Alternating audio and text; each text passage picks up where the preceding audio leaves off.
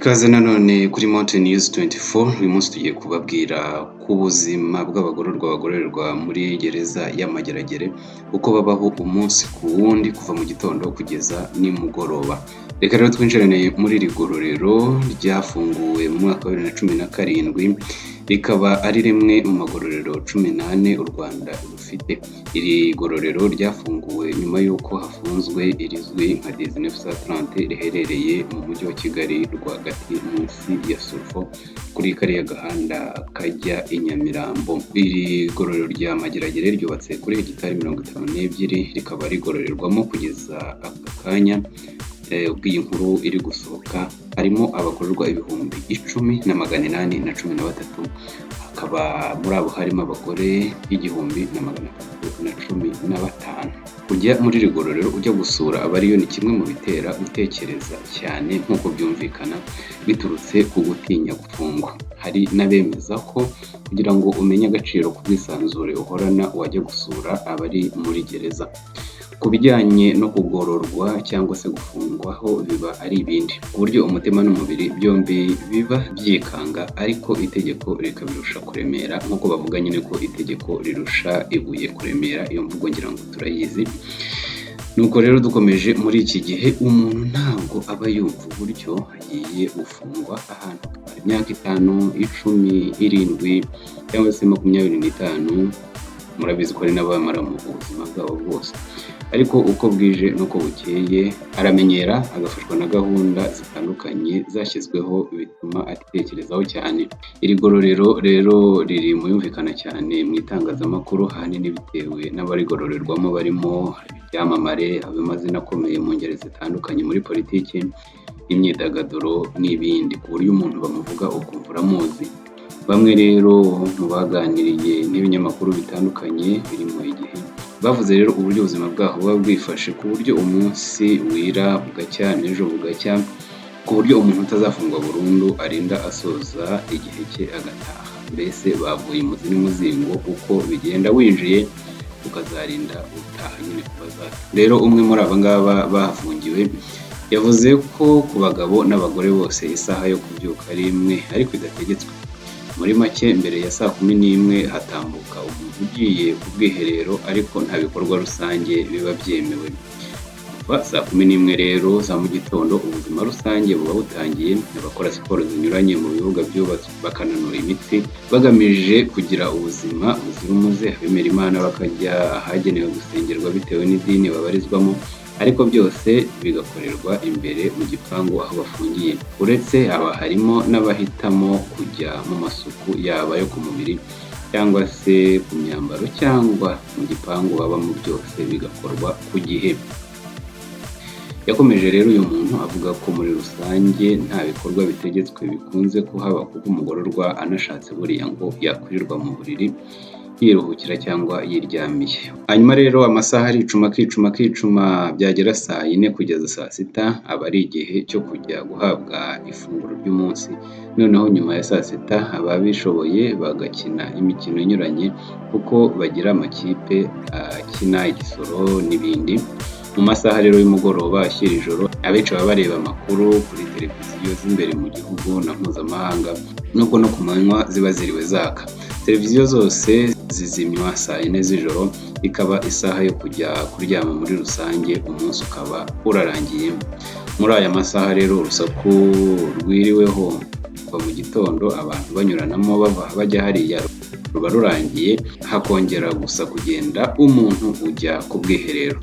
Mu gitondo cya kare abantu bajya gufata ifunguro rya mu gitondo ry'igikoma, ariko nabwo ingingo y'urusaku iba ari kizira. Ijwi uba wumva ni ry'igikoma kigwa muri teremusi, cyangwa se utayifite akajyana akajerekani, hari abakita akabuni, hari abakita akaduki, ujyana kimwe muri ibyo ngibyo.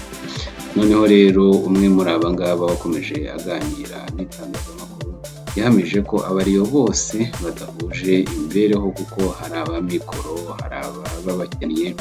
Ibyo rero byose bigatuma abantu babaho mu buryo butandukanye. Uyu yagize ati rero kwa Nyirangarama nibo bagemura ibiryo hano byose umuntu ashaka iyo afite ubushobozi. amafaranga yoherezwa n'umuryango we, noneho ubuyobozi bw'igororero bukayabika, ukajya utumiza ibyo ushaka. Ntukangwe no kumva ko ufite ifaranga rye ashobora kumara umwaka atazi uko ikigori kimera cyangwa se ibyo bita inkoko. Akaba yatumiza ifi, ifiriti, umuceri, ifunguro rya kinyarwanda n'andi mafunguro asanzwe abantu bafungura badafunze. Ku bategereza kadende nk'imwe yo ku ishuri, agasahane kaba kateguwe neza cyane ku buryo kuva saa yine kugeza saa sita bamwe baba batangiye kumwenyura binyuze mu midugudu babarizwamo, buri wese agahabwa ifunguro rye. Ku rundi ruhande amasaha y'amanywa agira ibikorwa birimo amasomo atandukanye yo kwiga indimi, gusoma no kwandika, imyuga inyuranye, n'igihe hari ibikorwa rusange nk'inama n'ibirori bitegetswe. Reka rero tuvuge no ku mashuri politiki yahawe ingufu mu igororero rya Mageragere. Abari mu igororero rya Mageragere bagira uburyo bunyuranye bwo kwiga, harimo ibikorerwa imbere mu gipangu nko gusoma no kwandika, indimi n'amasomo asanzwe. Gusa abasigaje igihe gito ngo batahe bashyiriweho amasomo y'imyuga n'ubumenyingiro azabafasha kugira icyo bimarira nyuma yo gusubira mu miryango yabo. Abaganiriye rero n'itangazamakuru bagaragaje ko bamaze kuhigira imyuga nko kudoda, gutunganya imisatsi, gukanika ibinyabiziga, ibyerekeye ikoranabuhanga n'ibindi. Karenzi Justin usigaje umwaka umwe ngo igihano cye kirangire, yagize ati nari nsanzwe ndi umucungamutungo ariko hano nize ubukanishi bw'ibinyabiziga. Imodoka zose za RCS ziza gukorerwa hano nitwe tuzikora. Ushobora kumenera imodoka amavuta, kuyigorora mu gihe haba impanuka no gusuzuma ibindi bibazo ifite, kandi maze amezi 6 bikora. Niyonsaba Simon usigaje amezi 2 mu myaka 7 yari yarakatiwe, we yavuze ko akigera mu igororero byabanje kumugora, gusa umwuga n'umwe mu byamufashije kwakira iyo mibereho. Ubu rero Niyonsaba amaze kumenya kudodesha imashini isanzwe no gukoresha imashini zandika n'izishushanya ku myenda, kandi byahinduye n'imitekerereze ye, ahanga amasomo icyamufasha afunguwe. Abo bagororwa rero bose bavuga ko iyo myuga bize bayishyira mu bikorwa, kuko harimo nk'abadoda imyenda yambarwa mu igororero cyangwa se bagaha serivisi runaka abandi bagororwa. Bahuriza rero bose ku kuba bibarinda kwigunga no gutekereza ku buzima bwo mu igororero cyane, ahubwo bakagira icyizere cy'ubuzima bwa nyuma yo kurangiza ibihano byabo.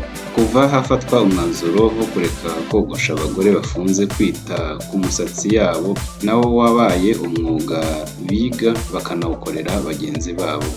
Nshutiyimana Francine usigaje umwaka umwe ngo afungurwe, yavuze ko nta kazi gahamye yari asanzwe afite atarafungurwa, ku buryo gutunganya imisatsi yize yiteze ko ari umwuga azakora arekuwe.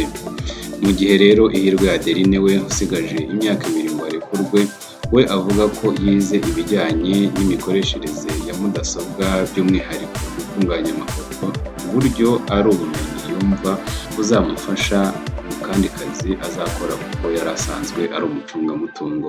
Umuvugizi wa RCS CSP Sengabo Hilary yavuze ko ibyo bikorwa byose bifasha abantu guhinduka kurusha guhanwa.